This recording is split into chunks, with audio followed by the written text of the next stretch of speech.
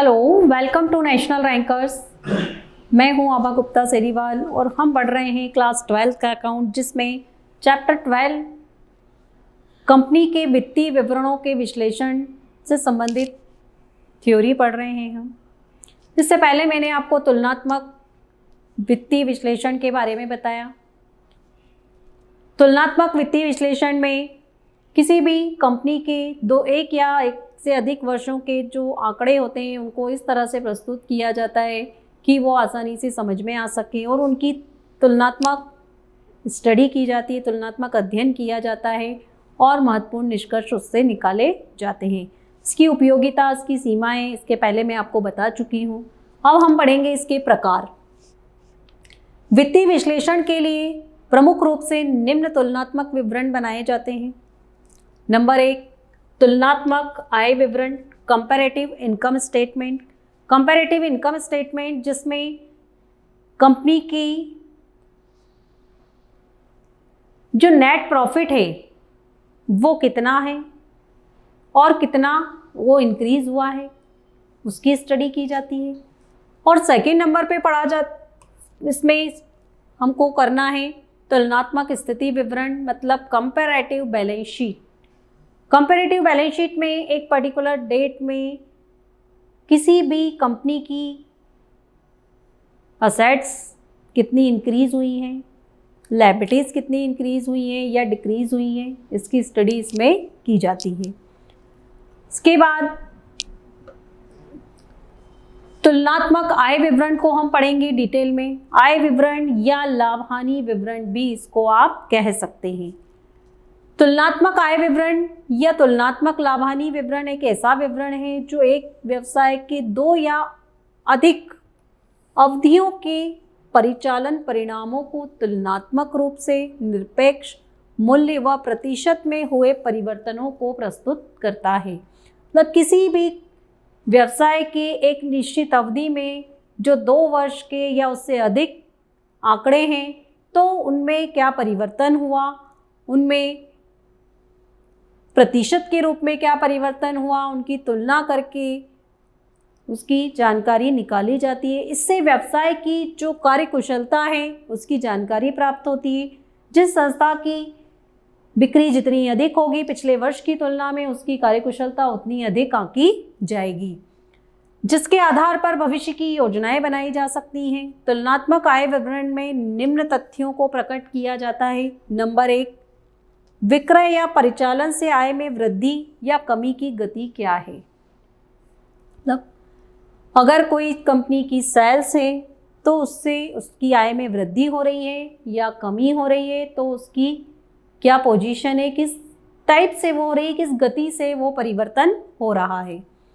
विक्रय की लागत क्या है या प्रयुक्त सामग्री की लागत में वृद्धि हो रही है या कमी हो रही है, और अगर हो रही है तो उसका प्रतिशत क्या है। परिचालन व्ययों में परिवर्तन की प्रवृत्ति क्या है। परिचालन व्यय मतलब व्यवसाय को संचालन करने से संबंधित खर्च, व्यवसाय के संचालन संबंधी व्यय, जो व्यापार को संचालित करने में, उसको चलाने में दिन प्रतिदिन के जो खर्चे होते हैं वो संचालन व्ययों में आते हैं। कर से पूर्व लाभ और हानि में परिवर्तन की स्थिति क्या है। कंपनी का टैक्स के पहले क्या प्रॉफिट है या क्या लॉस है और उसकी क्या पोजीशन है। कर के पश्चात शुद्ध लाभ में परिवर्तन की स्थिति क्या है, और टैक्स देने के बाद उसके लाभ में कितना परिवर्तन होता है और उसकी स्थिति क्या है।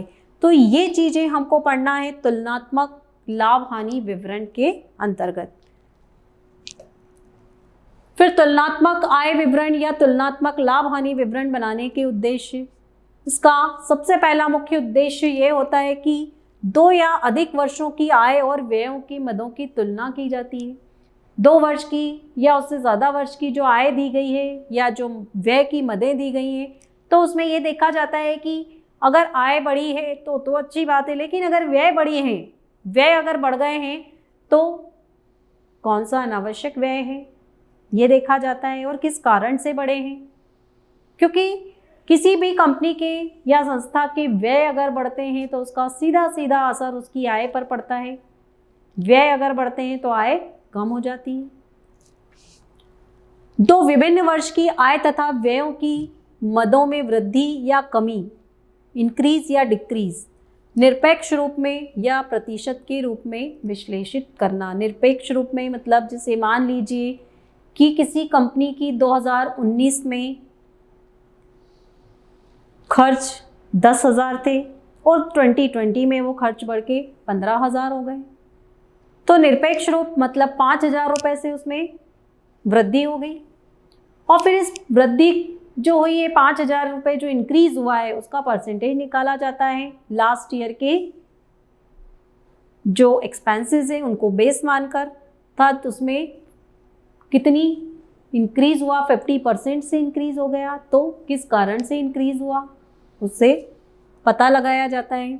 संस्था के लाभों में वृद्धि या कमी का विश्लेषण करना, लाभ में वृद्धि हो रही है या कमी, इसको एनालाइज करना, उसकी स्टडी करना। व्यावसायिक संस्था की लाभप्रदता के विषय में भविष्यवाणी करने में सहायता प्रदान करना। अब इन आंकड़ों के आधार पर, इन स्टडी के आधार पर ये डिसाइड किया जाता है कि भविष्य में, निकट भविष्य में कंपनी की जो लाभप्रदता है, लाभ कमाने की जो उसकी कैपेसिटी है वो क्या रहेगी और कितना बढ़ सकती है। कमजोर एवं मजबूत बिंदुओं को दर्शाना, इसमें जो वीक पॉइंट्स हैं वो भी दर्शाए जाते हैं और जो स्ट्रॉन्ग पॉइंट्स हैं वो भी इसमें दिखाए जाते हैं। तो ये सारे मुख्य उद्देश्य हैं किसी भी संस्था के तुलनात्मक आय विवरण को बनाने के। इसके बाद अब हम पढ़ेंगे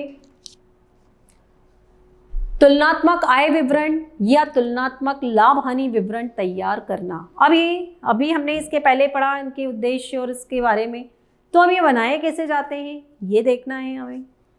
तो इसके लिए तुलनात्मक आय विवरण या तुलनात्मक लाभ हानि विवरण विभिन्न मदों के पूर्ण सापेक्षित वृद्धि या कमी को प्रदर्शित करते हुए तैयार किया जाता है। इसमें 5 कॉलम होते हैं। इसमें इंक्रीज या डिक्रीज को शो किया जाता है, कोई भी पर्टिकुलर पॉइंट को लेकर जो भी रिलेटिव है। जैसे मान लीजिए कि